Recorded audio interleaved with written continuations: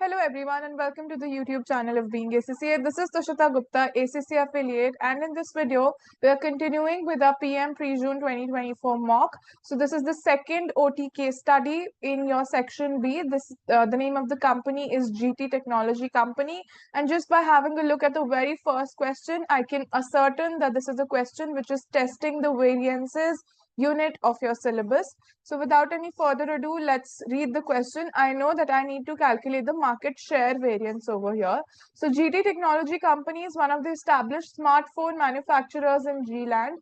The board have been concerning about the future outlook of the company given a rapid changing industry landscape with increasing number of smartphone manufacturers from both local and abroad market players. With the recent rapid economy recovery in the region after a long downturn due to a global pandemic, the sales and marketing team have been adopting an aggressive strategy such as aggressive promotion campaign and setting competitive pricing strategy, attempting to broaden their market presence in G-Land. Now, the board is reviewing the sales performance of the company in the past 1 year based on the following information. So this is the market size. The entire, size of the market is according to their budget. It was 1.5 million, but it was actually 2 million. And according to them, the budget, the market share should have been 16%, and your actual share has only been 10%. Now you have the breakdown of your costs also. Per unit, you have the variable cost, fixed cost, as well as the selling price, which has been provided to you. The company uses marginal costing for the variance analysis that they do. So basically, we know that if the company is using a marginal costing system over here, then they are going to be comparing with the selling price with the variable cost. That means essentially contribution will be taken over here and we will not be considering for fixed costs. So I also have open an Excel over here with which we will be able to calculate the requirements. So let us first move towards market share variance. So if we talk about the formula that we have learned for the market share variance, how do you calculate the market share?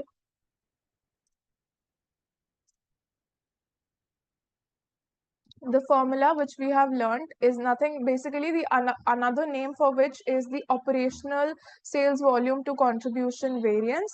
This is also called as market share. So the formula that we have learned is actual sales units minus your revised sales units multiplied by standard contribution per unit. So whatever my standard contribution per unit is, that has to be multiplied over here so that I arrive at my market share variance. So first I need the figure of my actual sales. So how do I find out my actual sales? Actual sales have been nothing but 10% of 2 million. So this is what my actual sales look like. It's 10% of 2 million. And then if I talk about my revised sales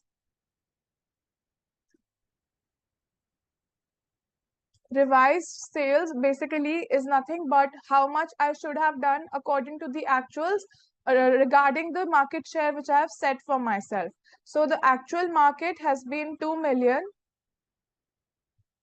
and I should have had a market share of 16%. So this is the variation when it comes to the sales which I should have had and the sales which I have actually had. And now I will multiply this with the standard contribution. So the standard contribution is pretty easy to work out. It is nothing but the selling price minus your variable cost. So 650 minus 340. So this is your contribution.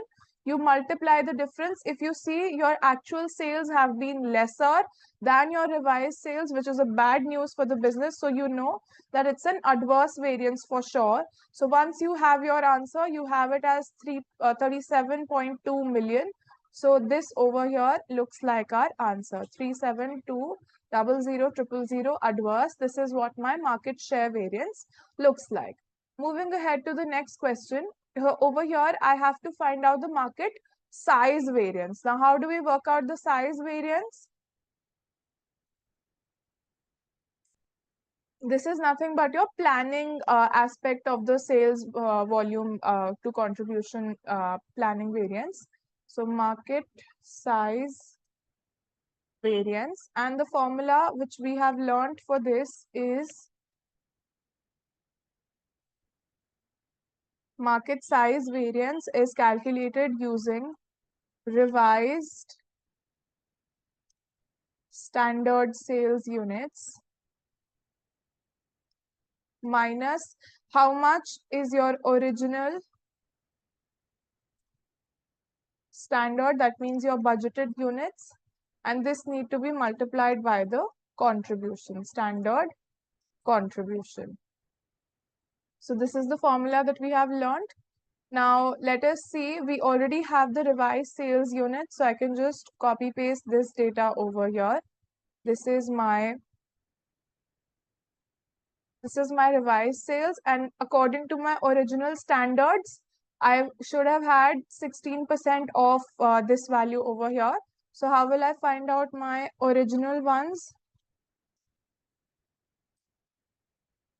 My original standard is supposed to be 16% of 2 million over here.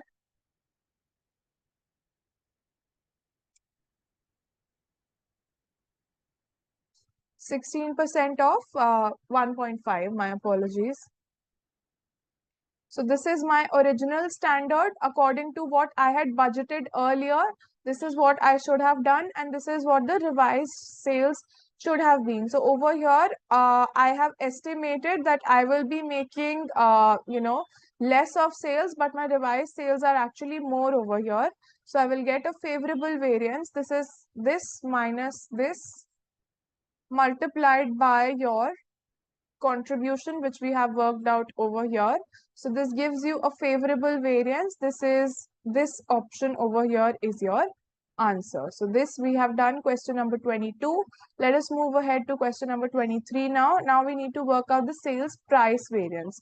So sales price variance, basically, if you want to understand conceptually, we are finding how much the sales price should have been versus how much the sales price was actually, there at which we sold the units. So basically, it's nothing but the difference. 650 is what it should have been. 600 is what it has actually been. So actually, it has been a lesser figure. So I will take 600 before, so that I eventually come up with an adverse variance, and then I multiply this with my actual number of units. So my actual number of units are nothing but 10% of 2 million. So you close this and you hit enter. So with this you have 10 million worth of adverse variance. So this over here is going to be your answer. Moving ahead to question number 24. So which of the following commentary best describes the sales performance of the company in the past 1 year? So let us see how have the sales variances been. So if you talk about the market share has gotten down. Market size has actually went up.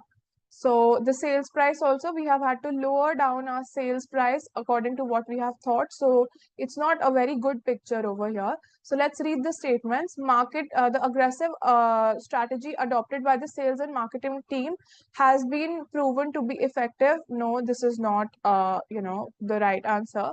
Then aggressive strategy adopted by the sales and marketing team seems not as effective as it has planned. Obviously, because we see over here the one which which used to fall under the ambit of your planning, that is where the problem is actually lying. So let us see other options also and see why they are not correct. The sales volume performance was mainly attributable to factors beyond the control of the sales and marketing team. Not really, you would not say the statement is correct. Then the sales volume performance has outperformed as compared to budget. No, it has not. We had thought we would do more, but we have not been able to achieve that. So option 2 over here is the best answer. Moving ahead to the very last, question that we have for this specific case study. Which two of the following variances are most likely to reflect the responsibility area of the sales and marketing team of the company?